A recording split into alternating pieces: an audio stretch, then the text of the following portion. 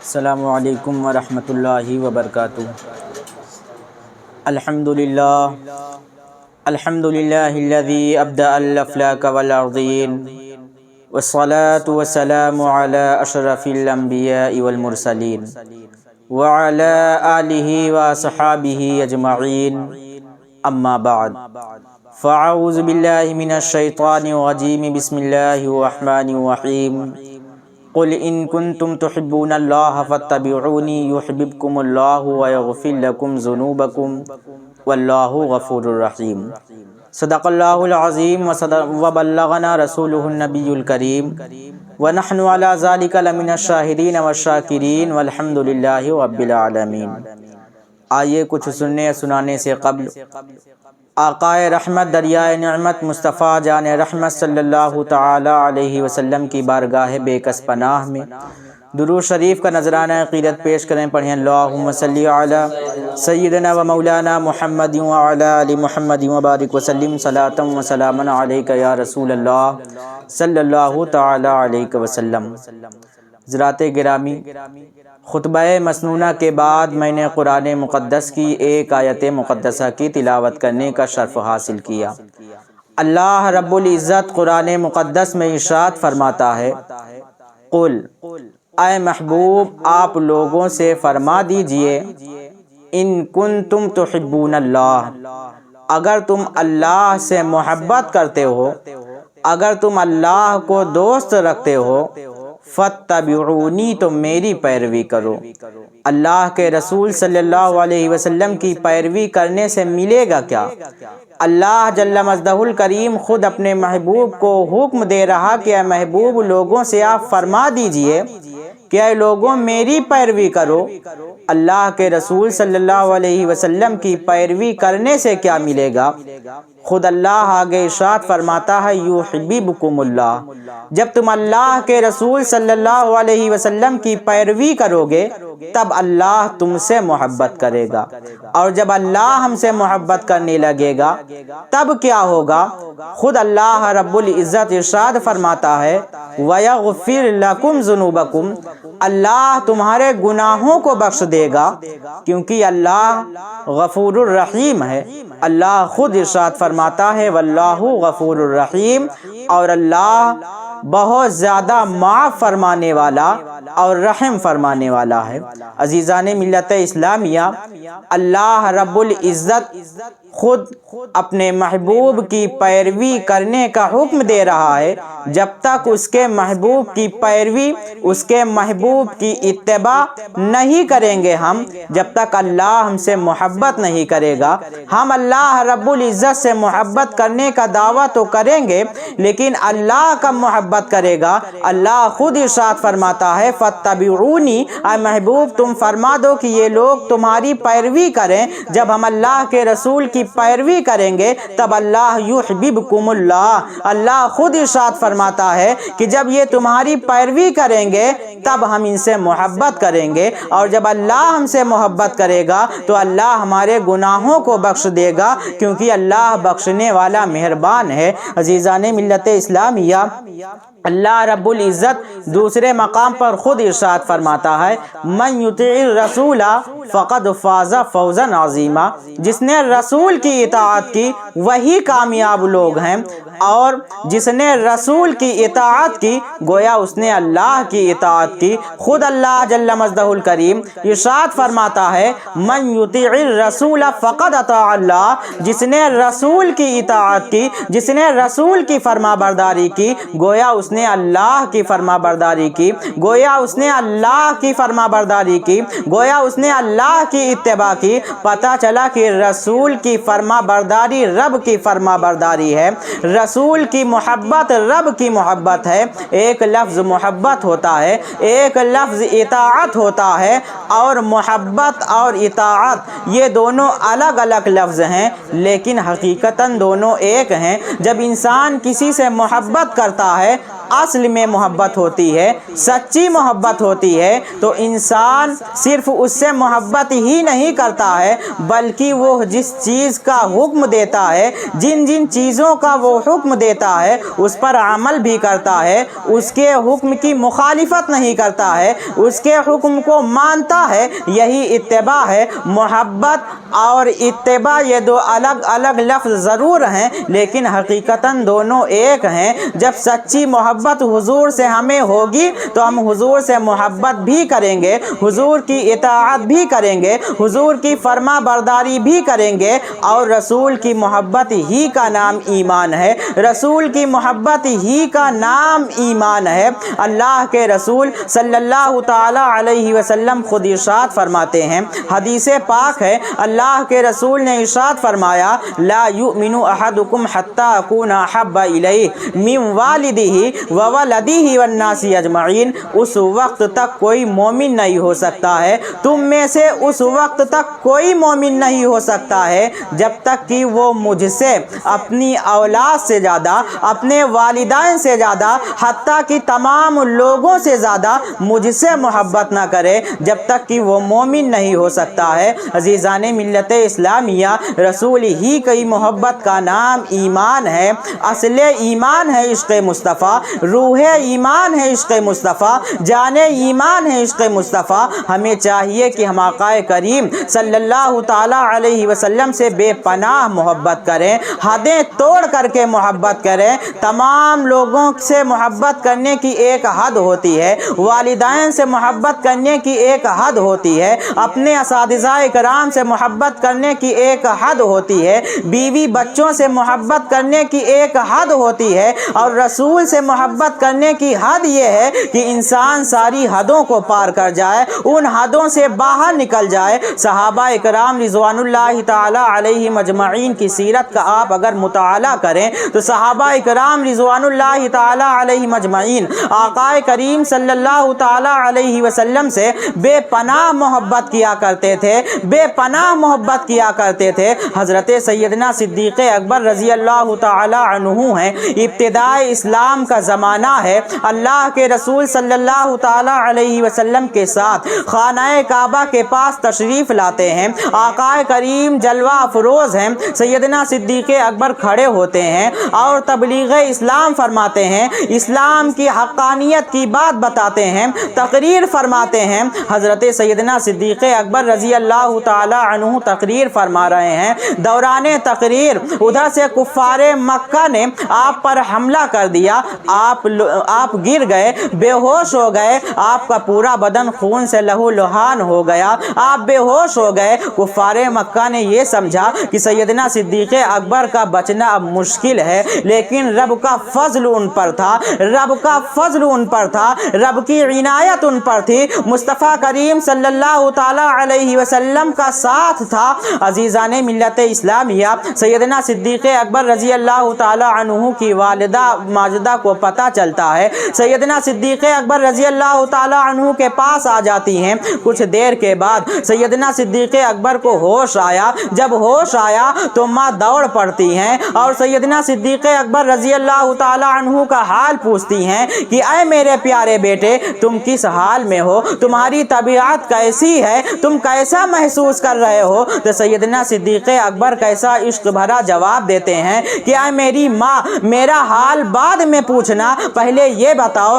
کہ میرے آقا صلی اللہ تعالی علیہ وسلم کو دشمنوں نے کوئی تکلیف تو نہیں پہنچائی ہے، میرے آقا صلی اللہ تعالی علیہ وسلم کیسے ہیں، ان کی خبر مجھے دے دیجئے۔ عزیزان ملت اسلامیہ، وہ ماحول کیسا تھا، وہ وقت کیسا تھا کہ سیدنا صدیق اکبر رضی اللہ تعالی عنہ اتنی تکلیف میں ہونے کے باوجود سیدنا صدیق اکبر اگر کسی کی فکر کرتے ہیں تو اپنے آقا کریم صلی اللہ علیہ وسلم کی فکر کرتے ہیں۔ یہ صحابہ اکرام رضوان اللہ تعالی علیہ مجمعین کی محبت تھی، کس قدر آقا کریم صلی اللہ تعالی علیہ وسلم سے محبت فرمایا کرتے تھے۔ عزیزان ملت اسلامیہ، ایک دیہات کے رہنے والے صحابی تھے، وہ بارگاہ رسول صلی اللہ تعالی علیہ وسلم میں حاضر ہوئے اور عرض کرنے لگے، متی الساعہ یا رسول اللہ، یا رسول اللہ قیامت کب آئے گی؟ مشکات شریف کی یہ حدیث پاک ہے۔ اللہ کے رسول صلی اللہ تعالیٰ علیہ وسلم نے ارشاد فرمایا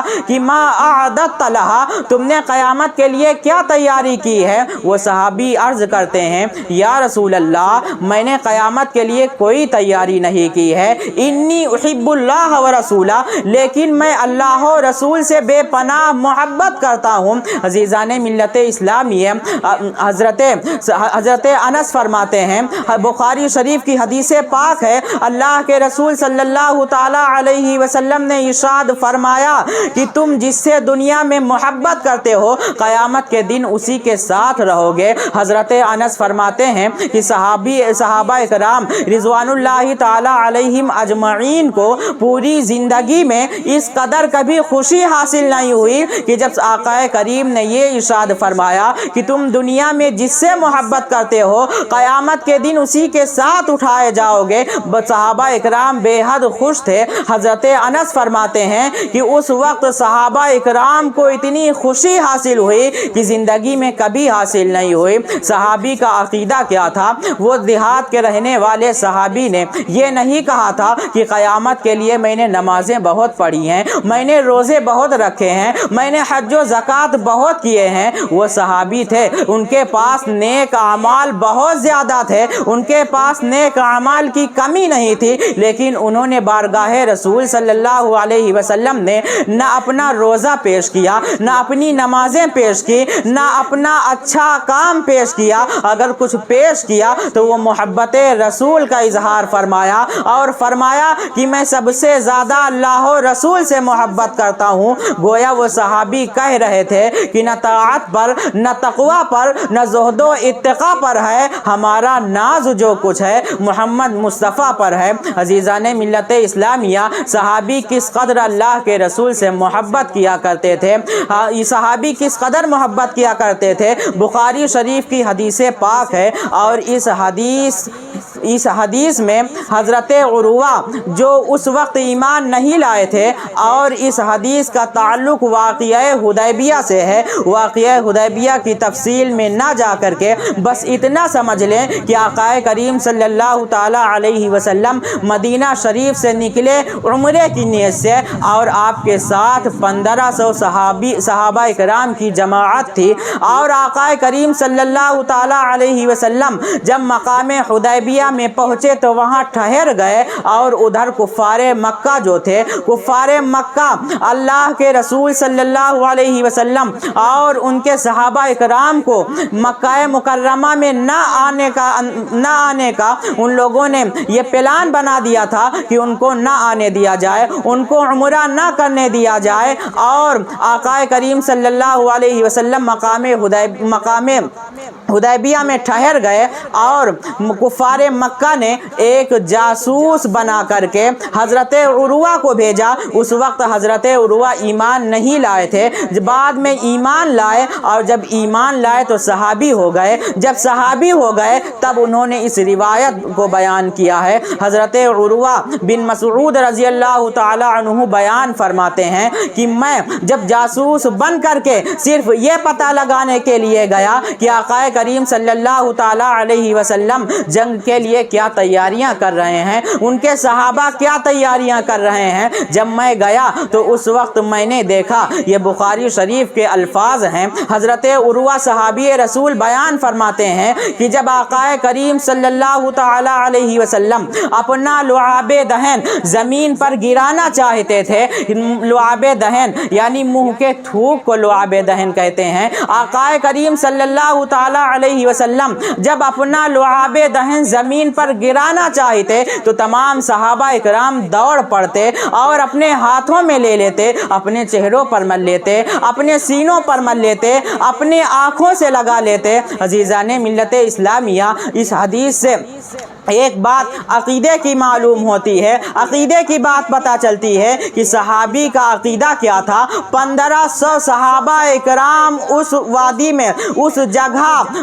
جمع ہوئے تھے، اور آقا کریم صلی اللہ تعالی علیہ وسلم کے لعاب دہن کو زمین پر گرنے نہیں دیتے تھے، بلکہ اپنے ہاتھوں میں لے لیتے تھے، اور صحابی کا عقیدہ بھی یہی تھا، جو کہ اس حدیث سے ظاہر ہوتا ہے کہ نبی کا لعاب ہمارے لعاب لعاب کی طرح نہیں ہے، کیونکہ اگر صحابی کا عقیدہ یہ ہوتا کہ نبی کا لعاب ہمارے لعاب کی طرح ہے تو وہ 1500 صحابہ کی مقدس جماعت نبی کے لعاب دہن کی اس قدر تعظیم و توقیر نہ کرتے،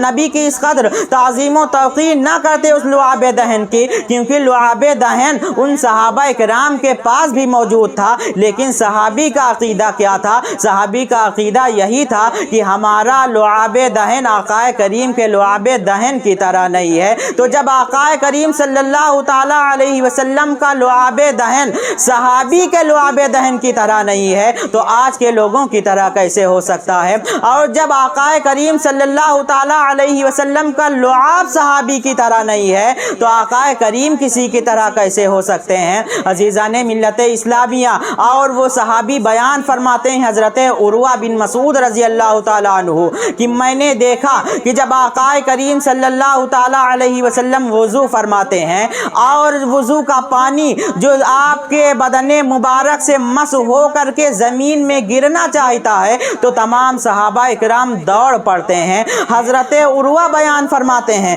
بخاری شریف کی حدیث پاک ہے، حضرت عروہ بیان فرماتے ہیں کہ ایک قطرہ پانی صحابہ اکرام زمین پر گرنے نہیں دیتے تھے اور اس طرح دوڑتے تھے کہ لگتا تھا کہ ابھی صحابہ اکرام کے درمیان جنگ ہو جائے گی، جنگ ہو جائے گی، لڑ پڑیں گے ایک ایک قطرے پانی کے لیے۔ عزیزان ملت اسلامیہ، جب صحابی کا عقیدہ کیا تھا اس سے بھی عقیدے کی بات معلوم ہوتی ہے کہ صحابہ اکرام کا عقیدہ یہی تھا کہ جو پانی رسول کریم صلی اللہ تعالی علیہ وسلم کے جسم اطہر سے مس ہو جائے وہ عام پانیوں کی طرح نہیں ہے تو خود رسول کریم عام لوگوں کی طرح کیسے ہو سکتے ہیں؟ حضرت عروہ بیان فرماتے ہیں کہ میں واپس گیا اور کفار قریش کو میں نے باخبر کیا کہ اے کفار قریش، اے لوگوں، آقا کریم صلی اللہ تعالی علیہ وسلم محمد بن عبداللہ صلی اللہ تعالی علیہ وسلم سے آپ لوگ جنگ کا ارادہ چھوڑ دیں، کیونکہ میں نے بڑے بڑے بادشاہوں کے دربار میں حاضری دی ہے، میں نے قیصر و کسریٰ کے دربار دیکھے ہیں، میں نے نجاشی کے دربار دیکھے ہیں، میں نے بڑے بڑے بادشاہوں کے دربار میں حاضری دی ہے، لیکن میں نے کسی بادشاہ کی اس طرح تعظیم و توقیر کرتے ہوئے کسی وزیر کو یا کسی عوام کو نہیں دیکھا ہے جس طرح آقا کریم صلی اللہ تعالی علیہ وسلم کی تعظیم و توقیر ان کے صحابہ کرتے ہیں۔ جب ان کے صحابہ ان کے جسم سے جو پانی مس ہو جائے وہ زمین پر نہیں گرنے دیتے ہیں تو آقا کریم کا خون کیسے زمین پر گرنے دیں گے؟ ان لوگوں نے آقا کریم صلی اللہ تعالی علیہ وسلم سے جنگ کرنے کا ارادہ چھوڑ دیا۔ اس حدیث سے یہ بھی معلوم ہوا کہ صحابہ اکرام بے پناہ محبت کرتے تھے، ساری حدوں کو توڑ کر کے محبت کرتے تھے۔ آج ہم اگر آقا کریم صلی اللہ علیہ وسلم کی محبت میں کوئی جائز کام کر دیتے ہیں تو ہم سے پوچھا جاتا ہے کہ بتاؤ قرآن میں یہ بات موجود ہے؟ کیا اللہ نے حکم دیا ہے؟ کیا رسول نے حکم دیا ہے؟ اگر پوچھنا ہے تو 1500 صحابہ اکرام کی مقدس جماعت سے پوچھو کہ اے صحابہ یہ بتاؤ کہ کیا اللہ رب العزت نے تمہیں یہ حکم دیا تھا کہ نبی کے جسم سے جو پانی مس ہو جائے اسے زمین پر گرنے نہ دو، نبی کے لعاب دہن کو زمین پر گرنے نہ دو؟ کیا اللہ نے حکم دیا تھا یا رسول اللہ نے حکم دیا تھا؟ تو نہ اللہ نے حکم دیا تھا نہ رسول اللہ نے حکم دیا تھا، بلکہ صحابہ اکرام کی یہ محبت تھی، صحابہ اکرام کی یہ محبت تھی، اور محبت عظمت والوں کے ہی مقدر میں ہوتی ہے۔ صحابہ اکرام عظمت والے تھے، عظمت والے صحابہ اکرام نے اپنے نبی کی عظمت کو سمجھا اور اپنے نبی کی تعظیم و توقیر کی بے پناہ محبت کرتے تھے۔ حضرت انس ابن مالک فرماتے ہیں، مسلم شریف کی حدیث پاک ہے، حضرت انس ابن مالک رضی اللہ تعالی عنہ بیان فرماتے ہیں کہ آقا کریم صلی اللہ تعالی علیہ وسلم ایک مرتبہ اپنے بال کو ترشوا رہے تھے، اپنے منہ مبارک کو ترشوا رہے تھے، حجام آپ کے بال کاٹ رہا تھا اور صحابہ اکرام آپ کے ارد گرد اس طرح گھوم رہے تھے کہ لگتا تھا کہ خانہ کعبہ کا طواف کر رہے ہیں۔ اور وہ گھوم کس لیے رہے تھے؟ وہ گھوم اس لیے لیے رہے تھے تاکہ آقا کریم صلی اللہ تعالی علیہ وسلم کا ایک بھی منہ مبارک شریف زمین پر نہ گرنے پائے۔ صحابہ اکرام کس قدر حضور سے محبت کرتے تھے، صحابہ اکرام نبی کریم صلی اللہ علیہ وسلم کے منہ مبارک شریف سے کس قدر محبت کرتے تھے، اور صحابہ اکرام کا یہ عقیدہ تھا کہ نبی کے بال کی طرح ہمارا بال نہیں، کیونکہ اگر صحابہ اکرام یہ سمجھتے کہ نبی کے بال کی طرح ہمارا بال ہے تو صحابی اس قدر نبی کے منہ مبارک شریف یعنی بال شریف کی تعظیم و توقیر نہ کرتے۔ صحابہ اکرام نے نبی کریم صلی اللہ تعالی علیہ وسلم کے منہ مبارک شریف کی تعظیم و توقیر کر کے یہ ہمیں بتا دیا کہ آقا کریم صلی اللہ تعالی علیہ وسلم کا منہ مبارک شریف صحابی کے منہ مبارک شریف کی طرح نہیں ہے تو ہماری طرح کیسے ہو سکتا ہے؟ عزیزان ملت اسلامیہ، آقا کریم بے پناہ، آقا کریم سے صحابہ کرام بے پناہ محبت کیا کرتے تھے۔ کس قدر محبت کیا کرتے تھے؟ حضرت سیدنا صدیق اکبر رضی اللہ تعالی عنہ کا آخری وقت ہے، حضرت سیدنا مولائے کائنات رضی اللہ تعالی عنہ سے وصیت فرماتے ہیں کہ جب میرا انتقال ہو جائے تو اسی کنویں سے مجھے غسل دینا جس سے رسول کریم صلی اللہ علیہ وسلم کو غسل دیا تھا، اور اسی ہاتھ سے مجھے غسل دینا جس ہاتھ سے حضور کو غسل دیا تھا، اور میرا جنازہ جب تیار ہو جائے تو بارگاہ رسول میں جا کر کے رکھ دینا اور عرض کرنا یا رسول اللہ یہ ابو بکر ہے،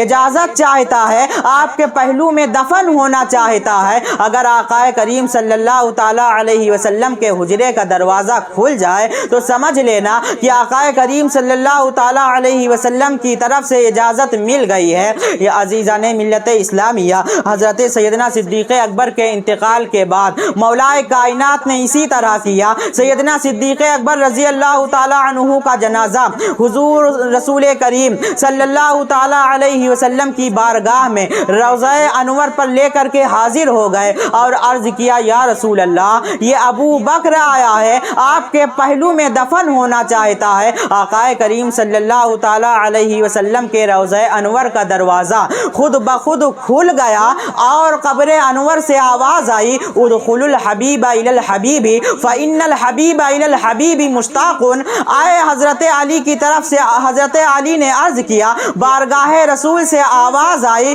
کہ حبیب کو حبیب سے ملا دو، دوست کو دوست سے ملا دو، کیونکہ دوست دوست سے ملاقات کرنے کے لیے تیار ہے۔ عزیزان ملت اسلامیہ، صحابہ کا عقیدہ کیا تھا؟ صحابہ کا عقیدہ یہی تھا، خود سیدنا صدیق اکبر نے یہ وصیت فرما کر بتا دیا اور اپنے عقیدے کو ظاہر فرما دیا کہ نبی کریم صلی اللہ تعالی علیہ وسلم اپنی قبر میں زندہ ہیں۔ عزیزان ملت اسلامیہ، اگر سیدنا صدیق اکبر رضی اللہ تعالی عنہ کا یہ عقیدہ نہ ہوتا کہ نبی اپنی قبر میں زندہ ہیں تو آقا کریم صلی اللہ تعالی علیہ وسلم کے روضہ انور پر اپنے جنازے کو لے جانے کی وصیت نہ فرماتے۔ سیدنا صدیق اکبر نے وصیت فرما کر یہ بتا دیا کہ ہم تمام صحابی کا یہی عقیدہ ہے کہ نبی اپنی قبر میں زندہ ہیں، نبی اپنی قبر میں زندہ ہیں۔ اسی لیے تو امام اہل سنت اعلیٰ حضرت فاضل بریلوی علیہ الرحمت والرضوان فرماتے ہیں تو زندہ ہے واللہ، تو زندہ ہے واللہ، میرے چشم عالم سے چھپ جانے والے۔ وآخر دعوانا ان الحمدللہ رب العالمین۔ السلام علیکم۔